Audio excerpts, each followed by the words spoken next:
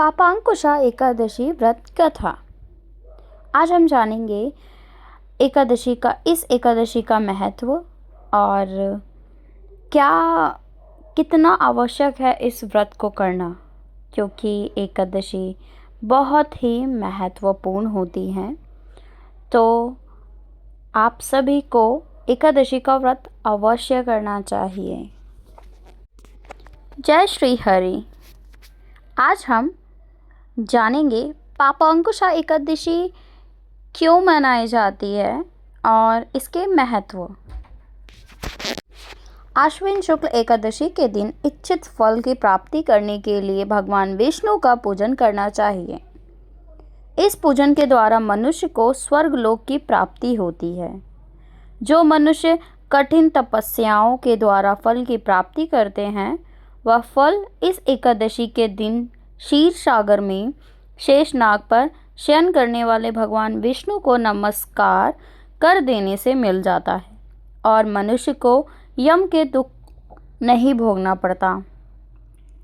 मनुष्य को पापों से बचने का दृढ़ संकल्प करना चाहिए। भगवान विष्णु का ध्यान स्मरण किसी भी रूप में सुखदायक और पापनाशक है, परंतु पापांकुशा एकादशी के दिन प्रभु का स्मरण कीर्तन सभी क्लेशों व पापों का शमन कर देता है।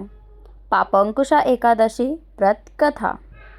प्राचीन काल में विंध्य पर्वत पर क्रोधन नामक एक बहेलिया रहता था। वह बड़ा क्रूर था। उसका सारा जीवन हिंसा, लूटपाट, मांगपान और गलत संगति पाप कर्मों में बीता। जब उसका अंतिम समय आया, तब यमराज के दूत बहेलिये को लेने आए और यमदूत ने बहेलिये से कहा कि कल तुम्हारे जीवन का अंतिम दिन है, हम तुम्हें कल लेने आएंगे। यह सब सुनकर बहेलिया बहुत ही भयभीत हो गया। महर्षि अंगिरा के आश्रम में पहुंचा और महर्षि अंगिरा के चरणों में गिरकर प्रार्थना करने लगा, हे ऋषिवर, मैंने जीवन भर पाप कर्म ही किए हैं। कृपा करके मुझे ऐसा कुछ उपाय बताइए जिससे मेरे सारे पाप मिट जाएं और मोक्ष की प्राप्ति हो जाए। उसके निवेदन पर महर्षि अंगिरा ने उसे अश्विन शुक्ल की पापांकुशा एकादशी का व्रत विधि पूर्वक बताकर कहा और इसे करने के लिए कहा। महर्षि अंगिरा के कहे अनुसार उस बहेलिये ने यह व्रत किया और किए गए सभी पापों से छुटकारा पा लिया और इस व्रत के पूजा के बल से भगवान की कृपा से वह विष्णु लोक को गया।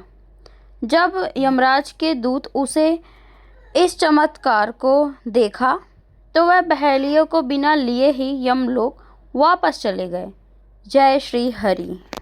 पापांकुशा एकादशी का व्रत करने का महत्व।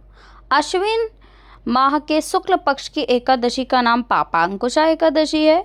इसका व्रत करने से सभी पाप नष्ट हो जाते हैं तथा व्रत करने वाले को अक्षय पुण्य का भागी होता है। जय श्री हरि।